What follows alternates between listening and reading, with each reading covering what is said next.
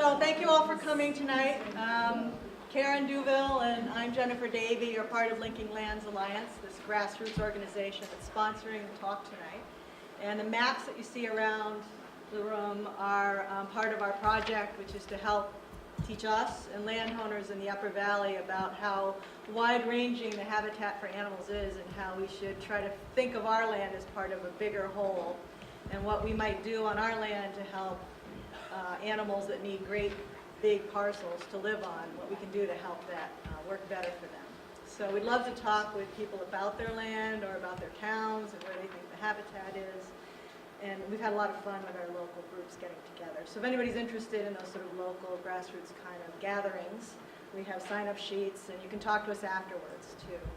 And the other display here is Vermont Coverts, which is another organization that's statewide that has workshops that train people about how to manage their land for wildlife. And they're a lot of fun. They're 3 days. You learn a lot about not only wildlife, but also silviculture, which is what you can do with cutting trees that helps animals. So if you want to know about either of those groups, talk to either of us and we can fill you in on that. Tonight we're lucky enough to have Forrest Hammond talk about bear. And he's from the Fish and Wildlife Department.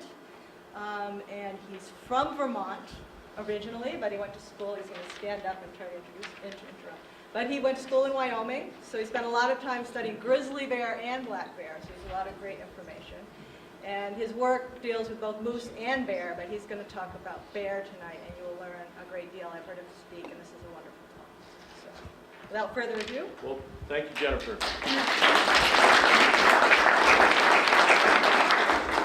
Thank you. My name is Forrest Hammond. I work for the Vermont Fish and Wildlife Department. We've got a presentation of about an hour, the bears of Vermont. I like to stress quite a bit people's interactions with bears and how you can actually play a role with bears. This is the time of year when the breeding season is starting with bears, and the bears that have had yearling bears with them, the females are starting to kick them off, and they're finding the way in the world right now. And those are the ones that are most apt to show up in your backyards right now. And so I'm going to talk a little bit about the life cycle of bears and about how we interact with them, because certainly black bears we view as an umbrella species. If we can protect black bear, we can protect habitat for most of our forest-dwelling species. And it takes a little more effort with bears than with some of the other species. If you go to the next slide, please. We have a little technical difficulty here, so our clicker we found didn't work. It's probably a matter of weak batteries or something, so we're actually going to do it more manually. In the past, black bears were a fairly rare species in the state. If you talk with your parents or your grandparents, it was quite a thrill to see a bear, and they most often saw one either in the deep woods, perhaps hunting, or at times the dump sites that different towns had would attract bears, and people would actually go at night to hang out and actually in the hopes of seeing a bear coming into the dumps. And that was most often seen. Now, we have a different type of bear, and I really think that some of the, probably you're more often going to see bear in Vermont now looking out your living room window, coming across your yard, especially if you've still got a bird feeder out. It may be coming as well as the garbage, or just checking out your backyard to see if you have any food. It might have received food down the lane a little bit, and it's checking other houses now as well to see if there are other human foods. So this is actually a very common occurrence. This slide was sent to me by someone. Email is a wonderful thing now, and I don't always write down who I receive slides from, so if you see one of your slides in here, it very well could be. I'm sorry I didn't acknowledge you, but I borrow a great number of slides now through the internet, and also people provide slides and share slides, and so you might see one of your slides actually. We're talking about the American black bear, the eastern black bear. Interesting enough, our black bear here in the east of the Mississippi, is a bear that's primarily black. It makes sense with a black bear, right? I only say that because black bears west of the Mississippi in the Rocky Mountains of the west Black bears are just as apt to be a brown color, a red, or even a blonde color. But here, they are jet black, with the only other color being brown on their nose. Young bears on the tips of the ears have brown as well. And probably a third to a quarter of the bears also have a white crescent on their chest as well. In Vermont, our bear actually tends to be a smaller bear than many other places that have bears. And it also tends overall to be a more wary animal. Bears are a product of their environment and also about how they interact with people. And we have a relatively long hunting season for bear, helps keep them wary. It's actually, we've got an inconsistent food sources, natural foods for bears as well. So our bears just don't tend to get as large as bears do in many other parts of their range across North America, where black bears often will get 2 or 3 times the size of our bears. An adult male tends to be somewhere around 250 pounds in the state, give or take 50 pounds or as much as 100 pounds, and usually a female is about half of that. The average female bear that we've got, adult female, probably weighs somewhere around 150 to 180 pounds. And they're very slow to grow and mature. And it all depends on how much food and what the food conditions have been like. Often, if we'd had late frost and not many berries or nuts, a bear might be age 5 or 6 before it matures enough to have the first cubs. In better habitat, females can actually breed at age 2 and produce at age 3. That doesn't happen very, very often in Vermont, just because we have such inconsistent food source. So we have a small, wary bear compared to most places that bears occur in surrounding states and regions across the country. Next. Vermont's land history limited the number of bears that we had. At one time, Vermont, of course, was forested very heavily. We probably had large numbers of bears. There were more nut species than we have now, probably, more mature trees. We also had probably Atlantic salmon running in the rivers and streams. It was a food source. There were probably pretty large numbers of bears. They declined fairly fast with settlement of Vermont, mostly because of the clearing of the land and because that they were a food source for very early settlers. They were much sought after for their pelts and for the fat as well. It was used a lot by the early settlers. Probably helped some of our first colonists actually make it through the winter if they were able to kill a few bears. And as they cleared the land, and especially when they brought in different domestic livestock and chickens and turkeys and had cornfields, suddenly the bears were seen as a nuisance, as a predator on these, and as a varmint, and they were certainly killed at will and as much as they could. Plus they removed the habitat. So by the 1900 or so, 1850, 1900, we probably had very few bears or hardly any at all in the state. In fact, there are accounts from some towns, records of bears being observed and the whole town turning out to drive those woods to try to kill that bear that they thought was a threat to their livestock, to their sheep and stuff like that. There just weren't very many at all. Probably the earliest hunters of bears were our Native Americans. They were probably the most effective at hunting bears during the winter time. Bears are quite vulnerable in their dens. And without a doubt, that's probably when the Native Americans took the most bears. They probably actively searched for bear dens and then just surrounded the site, and the bear is quite vulnerable, and they probably took quite a few bears during the winter time. And it was a time when the Native Americans probably needed the meat the most as well as a food source. Yes. And there was a bounty right up until 1945 on bears. So not only did we view them as a varmint where they could be killed indiscriminately, we promoted it and paid hard cash. The states paid hard cash to actually kill bears. They would, at a time when hard cash was very hard to come by, they still had bounties on bears, as they did some other species as well, including porcupines and rattlesnakes and such things as that. Next, please. Hunting continues in the state. We do have a legacy of hunting. It's something handed down from family to family, especially. There are some families that continue to like to hunt bears and to eat bear meat and see it as a source of meat. We're not sure exactly how many bear hunters we have in the state. We're making effort to find out now.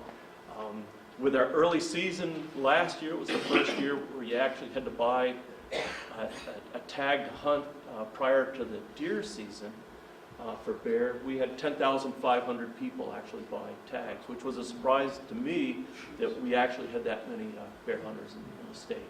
We have a population of approximately 6,000 bears in the state. This is a number that over the past 20 years we allowed to double, approximately double in the state. And when we allowed the population to double, prior to this, bears had occurred mostly in just the mountainous regions of the state. And when the population doubled, they spilled over to almost every town outside of the islands in the state. Now we can find bears, including here in Norwich and Hartford and Heartland and Springfield and Windsor. These towns didn't used to have bears when I was growing up at all. And now every year, bears actually have females with cubs in these towns. We know that bears have established themselves in these areas. So we do have regulated hunting in the state. It's very closely controlled. There are more regulations on the hunting of bears than there are on the hunting of deer in the state. There are actually more regulations with that. So it's very closely regulated, and with that, we actually have allowed the population to grow. We actually want it to stabilize about where it is now, and I'll talk a little bit more about that as we go through. Next, please. One of the aspects of hunting, the state does allow the hunting, the use of hounds as well. We do not allow baiting as some states do.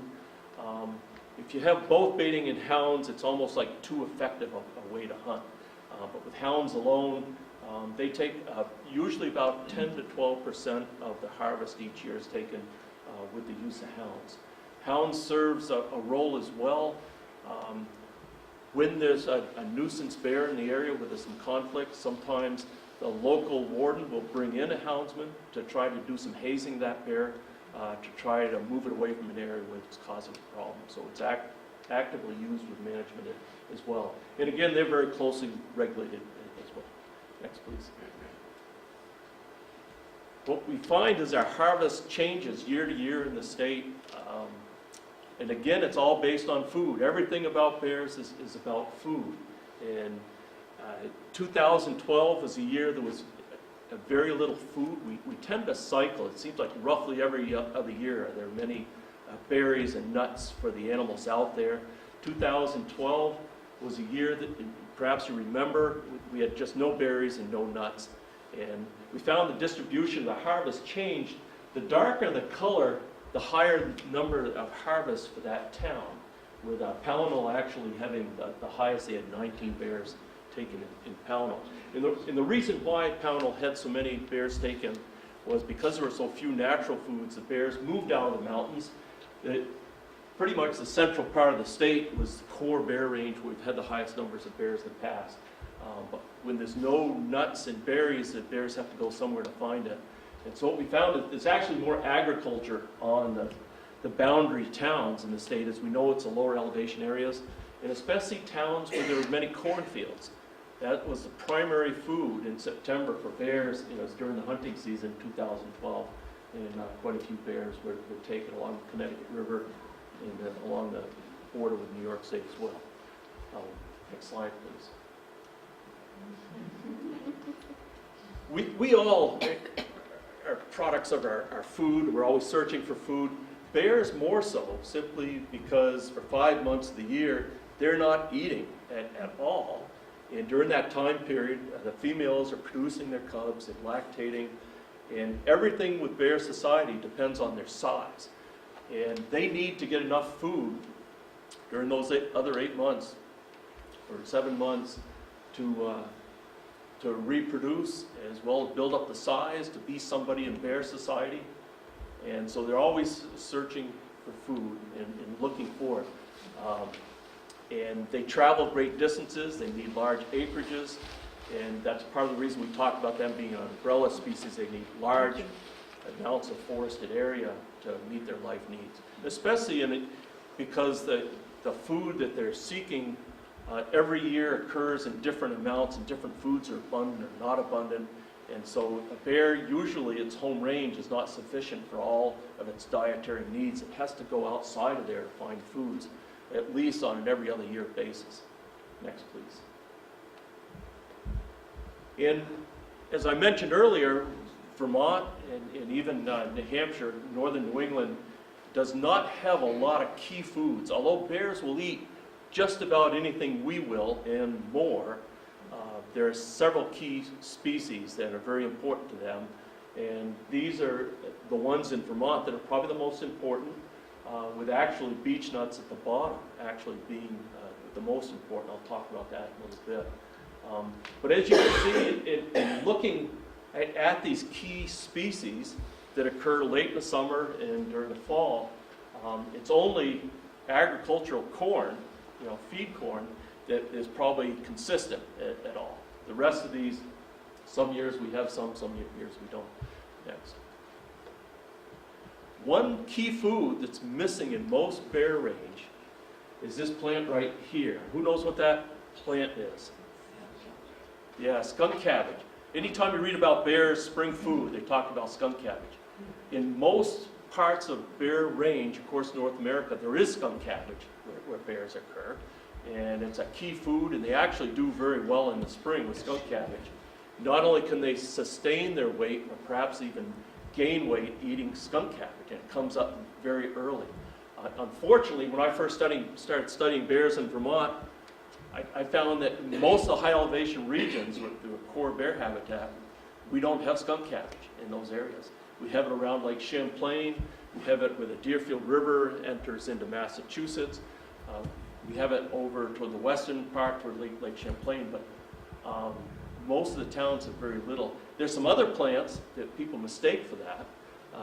Most importantly, probably false hellebore.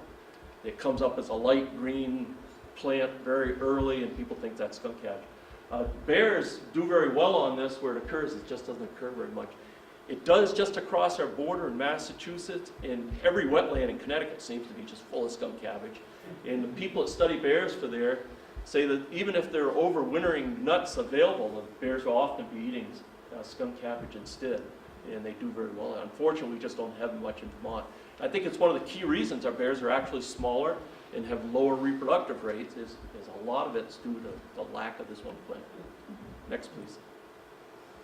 This is another key summer food, and it's often why bears will come near rich soils that are near roads and near houses as well. You recognize this as the fruiting jack in the pulpit. And bears will actually dig up the corn and eat it, even though it's something we can't eat. Kidneys would actually break down trying to eat this. It's very bitter, very difficult. This is what it looks like in early May, in April and early May for bears wandering around in our forest. There's just almost no food. There's nothing green yet, and it's very few things for them to eat. And it's a time that they term walking starvation for bears almost, unless there's been a really good nut production the previous fall of beech nuts. The years that we have lots of acorns, usually the acorns fall early. All the different animal species eat the acorns up pretty much before springtime. But beech nuts occur late in the year, drop late, get covered with snow, and usually available this time of year. And we had a really good beech crop in 2011, and we had it again last fall. And so this spring and the spring of 2012, that's what the bears were feeding. One thing that makes management of bears very difficult is they're just so darn intelligent. They like to eat the same foods we do. They're easily habituated, means just they lose their fear of people, and they're attracted to human foods and become food conditioned. They really seek those out as much as possible, and they're good at getting them. Go ahead and click through those. We've got several. Bears will find a way to get food if they know they're there. Stay there. And We'll talk a little bit more about bird feeders and bears. It's just such a key issue, especially with the young bears. They will all at one time or another approach houses and actually try to get food. Luckily, Vermont's still a rural enough state that most Vermonters still tend to take things into hands enough that it'll give the bear a negative experience. The worst thing you can do is just sit back and let the bear get the seeds from the bird feeder, get your garbage, and just watch it or take pictures through your window and allow it to happen.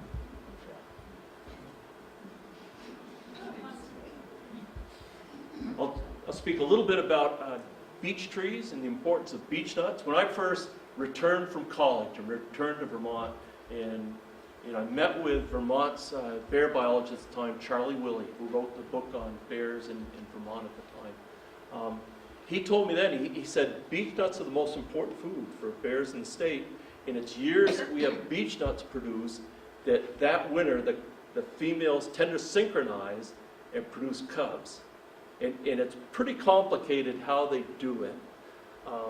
But a large part of it is if they don't have beech nuts, and that next spring, after the cubs are born, when they come out of the dens, they go to the beech stands, the overwintering nuts, if there's none on the ground, then the female has a tough time getting enough food to produce enough milk, and often her cubs will just die.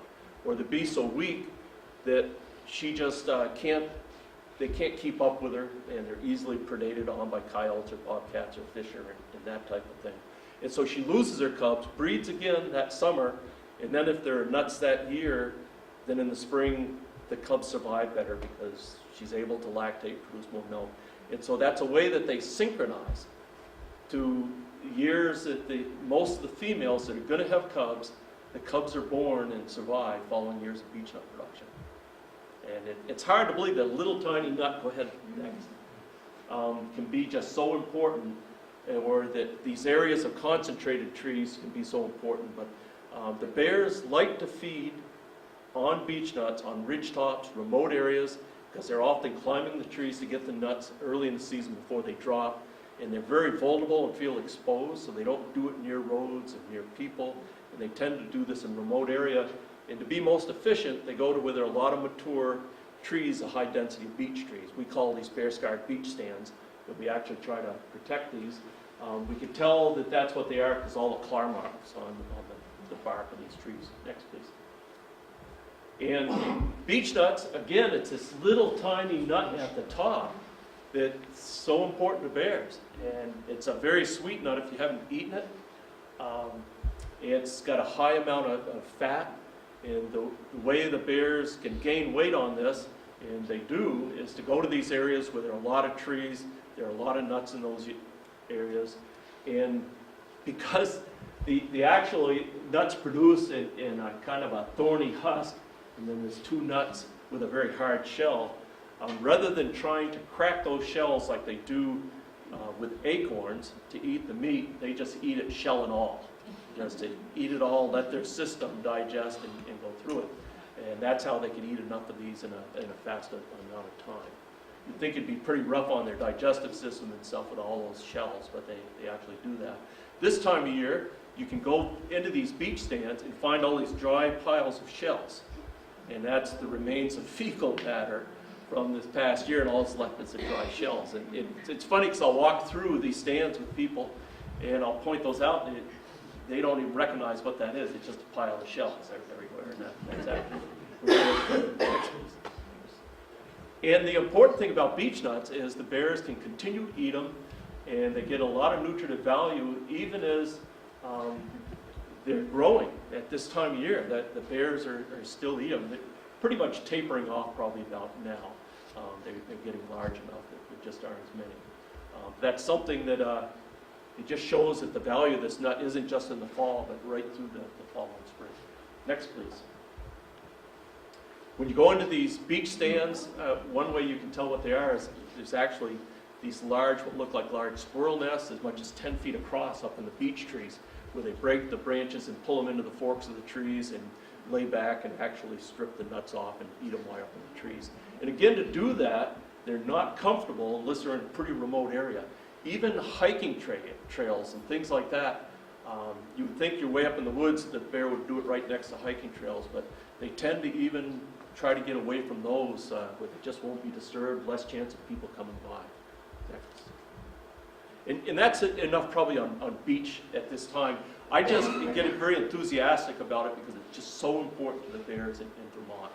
And we actually protect these, and I've been in a lot of different hearings with Act 250 and 248 where developers don't want to have to protect these and stuff like that, explaining the importance of these. And what the difference it makes is how much food they can get, how consistent, as to when the female, again, at what age she first produces young, how many young she produces, and whether or not her young actually survive or not. It's all based on that food. It's a really difficult life for bears trying to survive and get through that. Next, please. So we feel there are a lot of challenges to managing bears. Next slide, please. One thing that Vermont has been very good at, and we probably lead the nation, is protecting bear habitat. Especially when our bears were mostly in our least populous towns, where we had the fewest number of people, high elevation towns in the center of the state, we had a small number of bears. We tried to protect all that core habitat, and when Act 250 started in the 1970s, one of the first things we did along with deer wintering areas was try to protect these areas that were most important to the bears. Most states don't do that with black bears, and you hear comments in other states saying, you know, bears are a common species, why do you protect habitat for them, and things like that.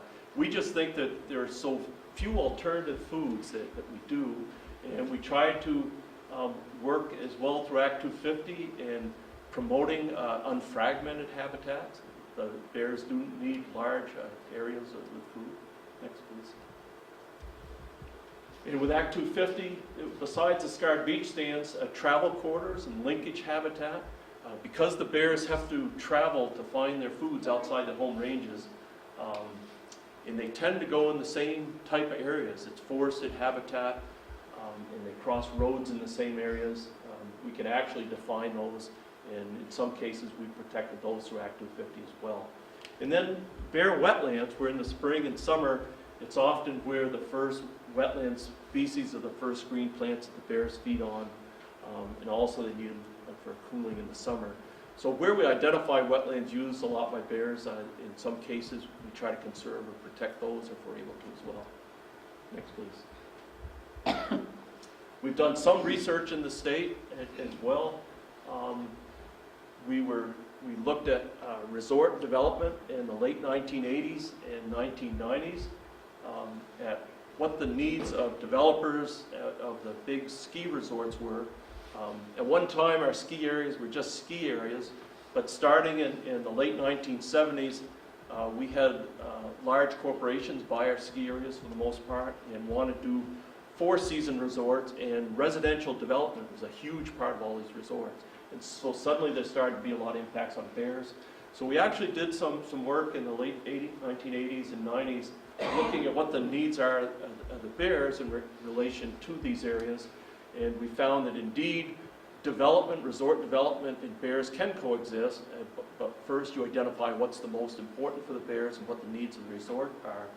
And we developed a template for the ski areas based on that study, where a master plan would be developed on what the needs of bears were, what the plans of the resort were, and to make them mesh.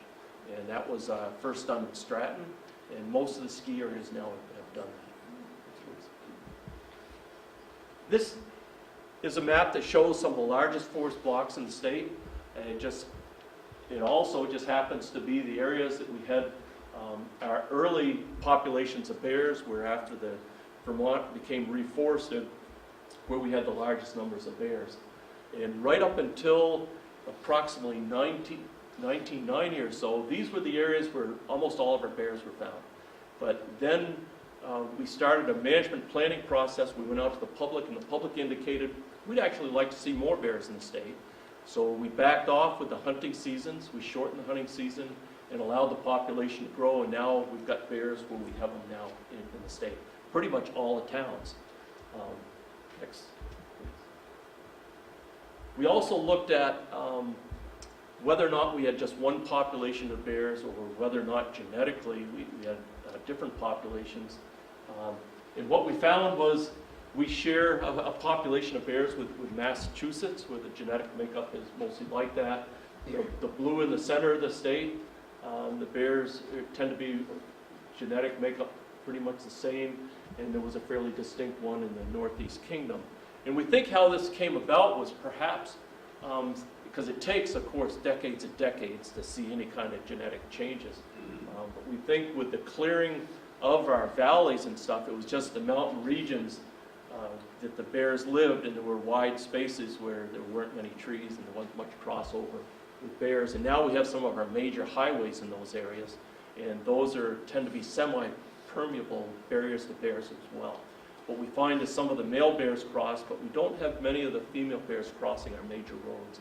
And we see that with looking at the automobile collision data on bears, especially for the interstate system and some of the major highways, where the males are twice as likely to be killed on the roads as the female, more than twice as likely. And some of the challenges are bears like to cause problems in the search of food. Certainly beekeepers have had a rough time in the state, and they're not real happy about the spread of bears throughout the state, because most of the towns didn't have many bears and didn't get visited, and the beekeepers didn't get visited much outside of those mountainous towns. And now almost every town in the state, if you're going to raise bees, you have to use electric fencing. It is effective with bears, but it's an extra cost and more work for beekeepers. Next, please. Corn is a very complex issue as well for bears, because I'm not sure bears really see it as a human food.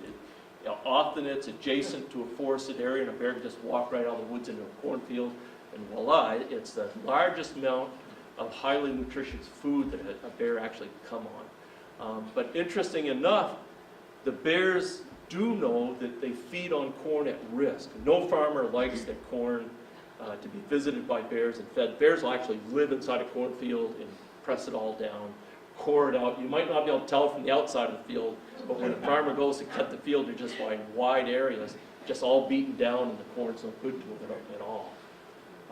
And that can be a problem. And the farmer then ends up inviting his friends and calling people, trying to get rid of those bears, come kill the bears. You know, there's drivers with his trucks carrying rifles with them and things like that. The bears are intelligent enough. They've learned that even though this is a wonderful food source, it comes at a risk. And the bears don't go to cornfields every year. It's the years where the berries and nuts are in short supply that the bears feel forced to go into these areas. And in a year that we do have berries and nuts, even though that's more widely dispersed, it's not as concentrated as a food source as corn is, they stick to the wild foods, and they're not in those cornfields much during those years. So they know it comes at a risk to go into cornfields. Next, please. This is kind of what it looks like from an aerial view. You can see they just get inside those in bears. We've had stories is going through a cornfield, many as 13 bears come running out, and they stay right there once they get there. It's just such a wonderful food source for them, but it makes it really vulnerable, because suddenly they're in a small area and hunters can come and people actually trying to get the bears and out of there. That's good. And it's so easy to get human foods for some bears if they visit.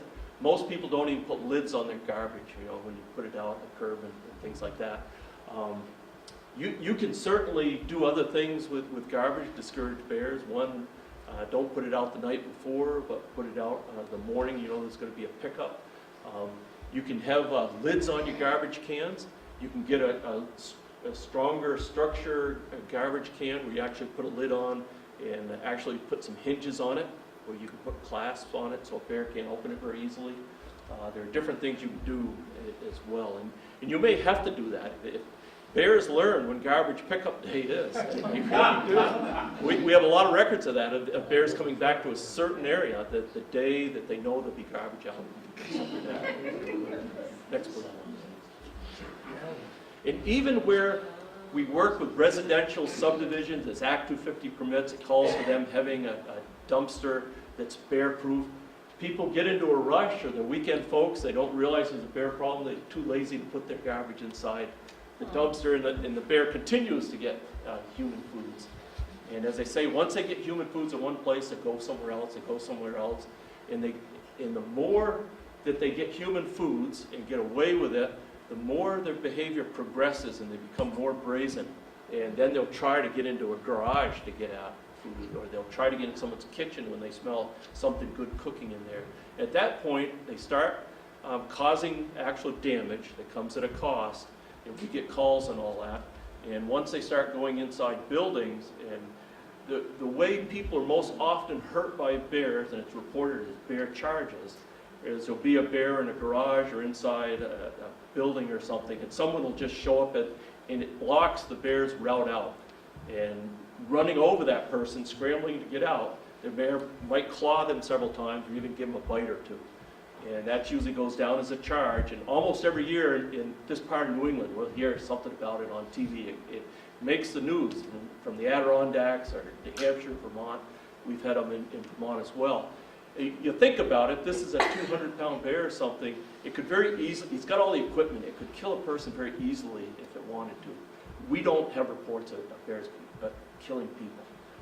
Instead, it's more these encounters like that, where someone gets one bite or some scratches or something like that. They really try to avoid people, except they're drawn to the human foods, and that's the problem. And often, when a bear reaches that point where he's trying human foods that much, then often the bear ends up having an untimely end. One of the bigger problems as well is that people intentionally feed bears because they think it's really neat to show their neighbors that they've got bears and stuff like that.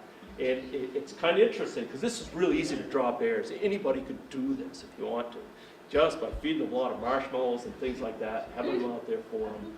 The bears will act tamed. They'll do a lot to get that food. But even this person, obviously, has had some problems. This thing that's red on a pole right there is a very highly charged cattle cross.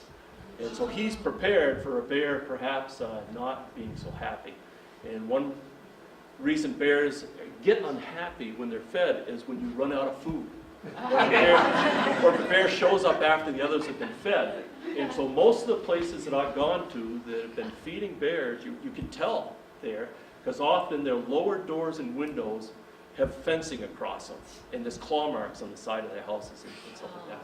And these people are actually the most at risk of anywhere. There's been cases across the country, different states, where people actually in these situations have been killed by their bears. And again, all it takes is running out of food just a little bit too soon. This is one case. This is a photo shared from Minnesota. This person felt he nearly raised this bear. He had it named. He fed it marshmallows. It came every day. One day he ran out of marshmallows a little bit too soon, as the next slide will show, and it nearly tore his arm off and sent this person to the hospital. They're not domestic animals at all. They do quite well in the woods. They can survive there just fine, and they don't need our food. And when they get our food, even if we like providing it for them and seeing that bear, our neighbor might not like being surprised on her porch, or the person 4 miles away from the same bear because it's still going house to house looking for food. And often someone will take matters in their own hands, shoot it with a .22, and they'll run off wounded to die later, or get hit by a car. Being in a residential area, they're not good at crossing roads and stuff like that. And again, one of the first things that a young bear is attracted to is birdseed. They have such acute senses of smell. They can probably smell black suet and black oil sunflower seeds from 1 mile or 2 miles away. And at this time of year, there's nothing they can find in the wood that has a nutritive value and stuff as a couple pounds of black oil sunflower seeds. So it's very attractive to them, and they'll try to overcome risks to do it. And what we encourage people to do is first, if you know especially that you're prone in an area to have bears in your neighborhood, take those bird feeders down. And if a bear might be in your neighborhood, you should think about a plan for what you're going to do if one shows up in your yard. Don't just watch it, but actually make some noise, be a little bit aggressive, let it know it's not wanted in your backyard. And it might just alter its behavior enough that it will go back to the woods instead of keep trying to get human foods. Next, please. Again, suet, it must have a powerful odor. I'm sure they can get it from a huge distance away. This again, just looking at this bear, this is these young male bears that are 16 or 17 months of age, right about now. They've left their mother, they've been kicked out, they're trying to find a home range of their own, but they're so small in bear society that if it's good bear range, they're not allowed to stay there. Their mother does let the female young stay in her home range, but not the males. And so the males will travel a great distance, and they're looking desperately for food, and they can smell human foods. And the first time they probably come in at night very cautiously into someone's backyard. If there's no negative experience, they'll come during the day, they'll get more brazen. Soon they're on your deck, licking your grill, looking for dog food, and that type of thing. This is a young male. You can tell it's a young one. Look at the size of the ears in proportion. It looks long, lanky, long legs, very skinny build. A big bear looks real blocky. It has very short ears in proportion to its head. Next, please. And again, they don't cross roads well. And coming around houses, they often get hit as they're traveling. Again, you tell this is a lanky young bear traveling this time of year. We've actually got one that you'll probably see in the news soon. We're actually going to do a press release in the next couple days. We've got a red ear tag bear that's come up from Connecticut. We even know which bear it is because it's a numbered one. And so far it's gone through 5 different towns in the southeastern part of the state. And it's gone from backyard to backyard to backyard. We get a call from every person saying, come get your bear, or we've got your ear tag bear in our yard. And it's very friendly. It actually denned with its mother underneath someone's deck in Simsbury, Connecticut, I think, this past year.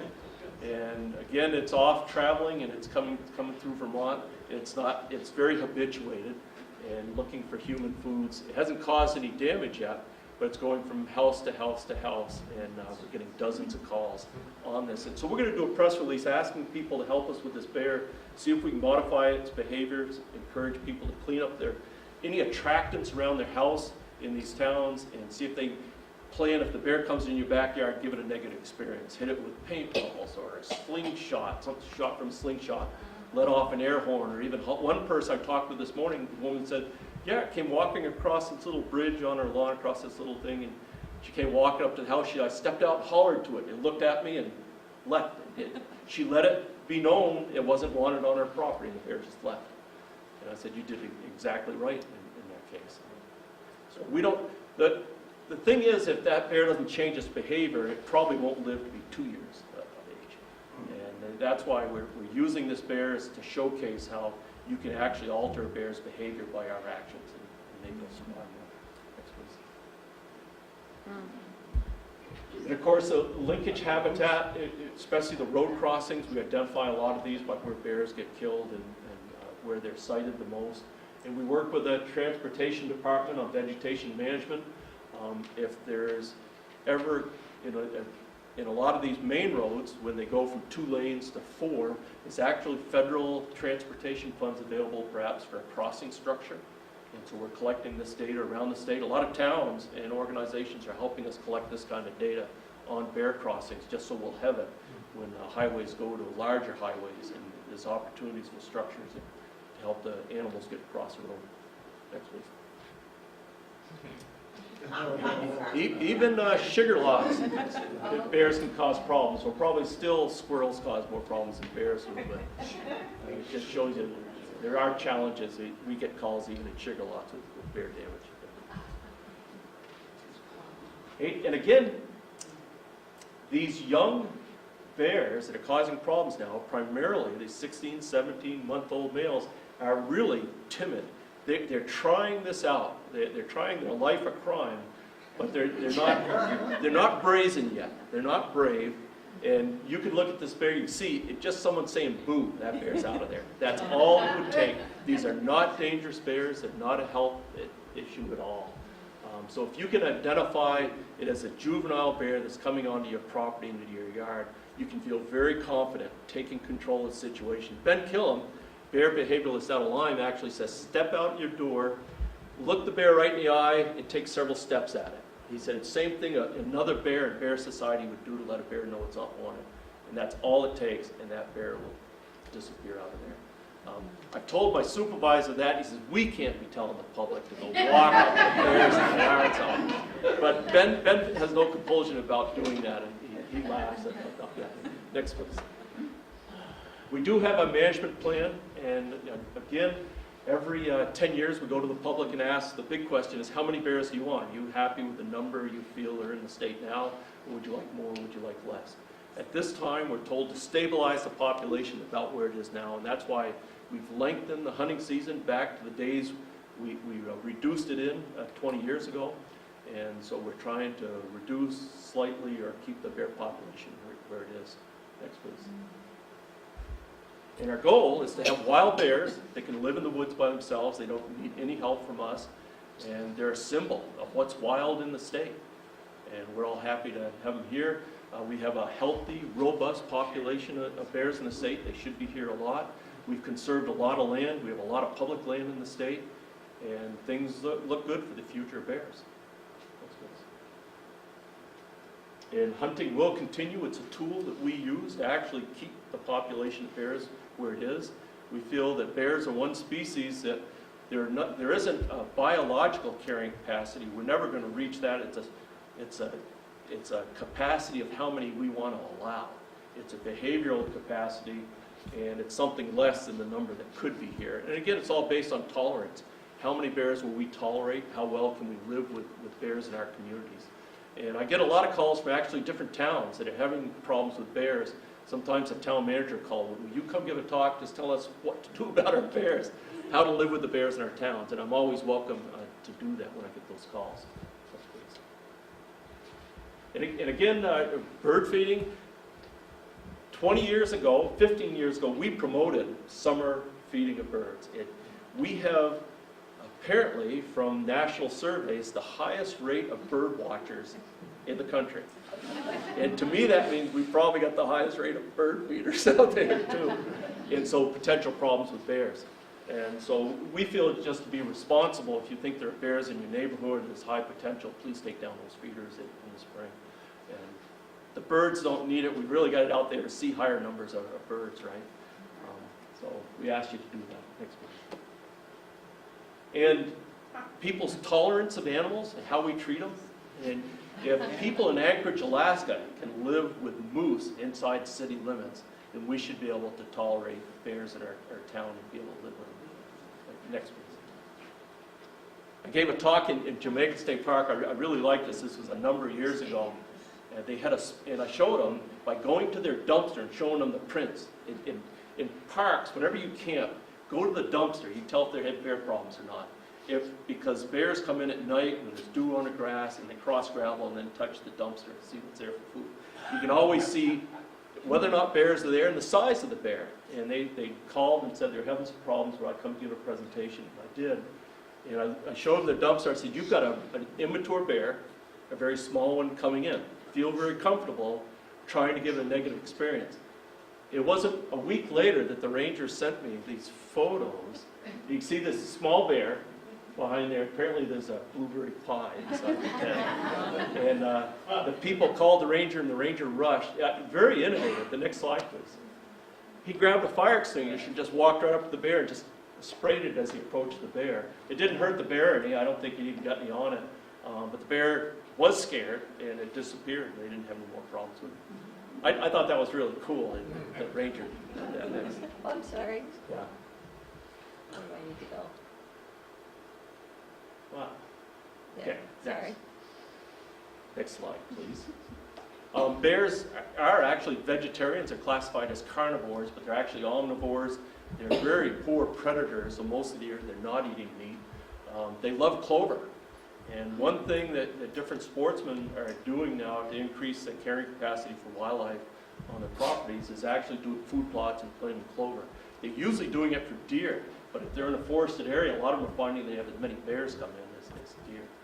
And Ben Killam actually feels that if you put one of those on your property, that often a female with cubs might get everything she needs from the clover, and it's enough to keep her from going downtown and getting into problems with garbage and things like that.